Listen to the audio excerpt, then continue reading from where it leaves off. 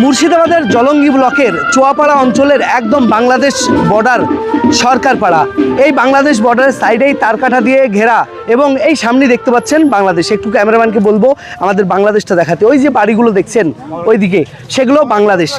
একদম বাংলাদেশ বর্ডার ঘেরা এলাকায় প্রার্থী এসেছেন তার ভোট প্রচারে, জনসংযোগ করছেন। বর্ডার তবুও বাদ রাখছেন না। বর্ডারের মানুষের জন্যে কি বলছেন এই প্রার্থী একটু জেনে নেব।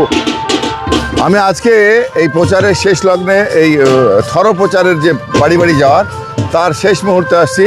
এইটা হচ্ছে আমাদের বিধানসভার যে বুথ নাম্বার, তার শেষ বুথ নাম্বার, অর্থাৎ আজকে আমরা 83, 84, 283, 284 এই দুটো বুথে এসেছে সরকারপাড়া গ্রাম। এই পাশেই বাংলাদেশের কোলে আমরা প্রচারে এসেছি। প্রচারে ব্যাপক সাড়া, সমস্ত এলাকার মানুষ এখানে আসছে। আমি এই বর্ডারে দাঁড়িয়ে এই কথা বলতে চাই, এই যে কাঁটাতারের বেড়া হয়েছে, এই বেড়ার যে তৈরি হয়ে গেছে, সেই বেড়ার ফলে ওই পারে যে জমিগুলো পড়ছে কৃষকের, সেই জমি চাষ করতে খুব অসুবিধা।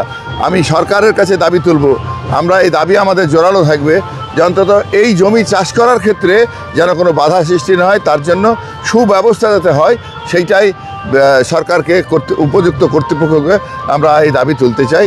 এই আজকে বিধানসভার যে নির্বাচনে যে আমরা প্রচার, সেই প্রচারে আমরা সেই কথা ব্যক্ত করতে চাইছি।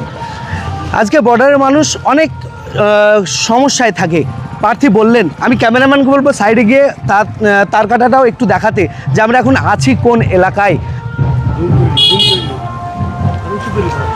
এই যে দেখছেন যে এলাকাটা আমাদের ক্যামেরা এখন দেখা যাচ্ছে, সেটা হচ্ছে বাংলাদেশ। আর এই বাংলাদেশের তারকাটাটাও দেখতে পাচ্ছেন।